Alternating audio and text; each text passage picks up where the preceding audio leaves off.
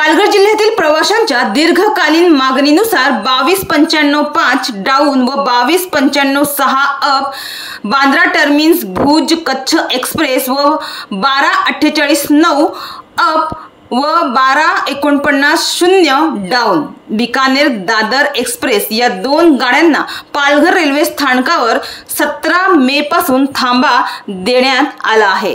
पालघर लोकसभा मतदारसंघाचे खासदार डॉक्टर हेमंत सवरा यांनी वारंवार रेल्वे मंत्री यांच्याकडे पत्र व्यवहार तसेच संसदेत प्रश्न उपस्थित करून लांब पल्ल्याच्या गाड्यांना पालघर येथे थांबण्याकरिता सातत्याने पाठपुरावा केला होता। त्यांच्या या प्रयत्नांना अखेर यश मिळाले असून या गाड्यांचा पालघर येथे थांबा सुरू होत आहे।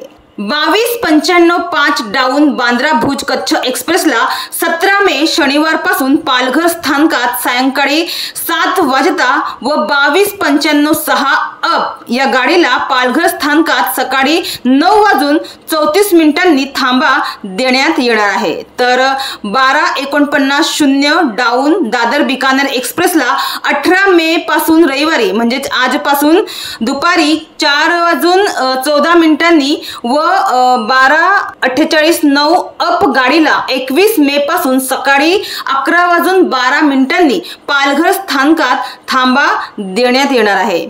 यामध्ये बांद्रा भुज कच्छ एक्सप्रेसला पालघर रेल्वे स्थानकात रोज थांबा दिला जाणार असून दादर बिकानेर एक्सप्रेसला बुधवार व रविवार पालघर येथे थांबा दिला जाणार असल्याचे रेल्वे प्रशासनाकडून सांगण्यात आले आहे।